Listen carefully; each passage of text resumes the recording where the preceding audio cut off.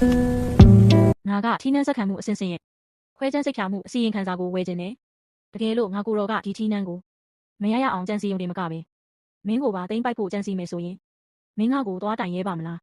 ကျမကဒီသတင်းကိုအရှင်မင်းကြီးရဲ့ဦးရီတော်မေတော်ကြီးနဲ့စစ်ဘက်ဆိုင်ရာဝန်ကြီးချုပ်စီကိုပါ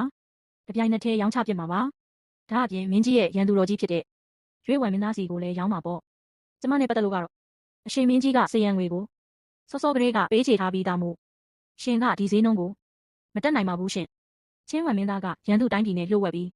ရွှေငွေနဲ့ရိတ်ခါတွေတဲယူကုန်သွယ်နေတဲ့ပစ္စည်းတွေကိုနောက်ွယ်ကနေကြားဖြတ်သိမ်းစီလိုက်ပြီးအဲ့ဓာတွေကိုငွေဆက်ကူအဖြစ်ပြောင်းလဲပြီးညာရင်းချင်းပဲနန်းဟောင်းတကားရဲ့အကြောင်းလေးကိုတွားထိုးထည့်လိုက်ပါငါကိုတော်ကသူ့အတွက်လမ်းရှင်းပေးနေတာကိုသူ့ကိုလုံးဝမသိစေနဲ့မင်းတို့နိုင်ငံရဲ့မြောက်ပိုင်းဒေသစစ်အင်အားချထားပုံမြေပုံကိုငါလိုချင်တယ်ဈေးနှုန်းသာတောင်းလိုက်စမ်းပါဒါကတော့အစစ်မြင့်ဆုံး special version ပါရှင်ကင်းဆောင်လဲမဲ့အချိန်တွေ